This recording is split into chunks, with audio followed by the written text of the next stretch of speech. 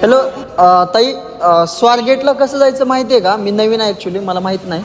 हो माहिती आहे. इथनं बघ सरळ जायचं हा. आणि सरळ जाऊन थोडं लेफ्ट घ्यायचं आणि तिथनं पेट्रोल पंप येणार. त्या ओके. पेट्रोल पंप जवळून पुन्हा समोर गेला की थेट तुला स्वारगेट लागतं. तिथंच आहे का? हो ती चौकच आहे, गर्दीच दिसते तुला तिथे. Okay okay. तुम्ही तिकडेच जायलात का? हो मी तिकडेच झाली, मला काम आहे. ओके, मग ऍक्च्युली कसं आहे, माझ्याकडे 4 व्हीलर आहे माझी. मग आता तुम्ही पण तिकडे जायलात, मला एवढी हेल्प केला, रस्ता सांगितला, तर माझ्यासोबत चला ना, मग जाऊ आपण तिकडं.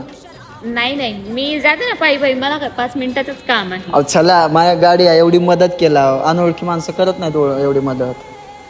बरं ठीक आहे, चल. काही हरकत नाही. ताई, ते तुम्ही जे स्वारगेटच्या डेपोमध्ये जे काही झालेलं कृत्य आहे ते तुम्हाला माहिती आहे का? त्याची न्यूज वगैरे बघितली आहे का? तिथं अत्याचार झालाय का मुलीवरती? हो हो माहिती आहे, चर्चेत आहे. मग ते माहिती असून देखील इथं आपण 5 मिनिट बी झाले नाहीत आपल्यामध्ये ओळख होऊन, तुम्ही लगेच माझ्यासोबत यायला निघालात. म्हणजे याचं काय, म्हणजे त्याचं काही तुमच्या डोक्यावरती नाही का घुसलं काही? तुम्ही मला ताई म्हटलं ना, ताई म्हटलं म्हणून आपण त्या स्वारगेटमध्ये बी ज्या नराधमानं त्या ताईसोबत बलात्कार केला, त्यानं देखील त्या मुलीला ताईच म्हटलं होतं ना. मग असं कसं हो? तर ताईंनो आणि या ज्या काय आपल्या मुली आहेत तेवढ्यांना एकच सांगायचंय की 5 मिनिटाच्या ओळखीनंतर भरोसा ठेवू नका बरं का त्याच्यावर.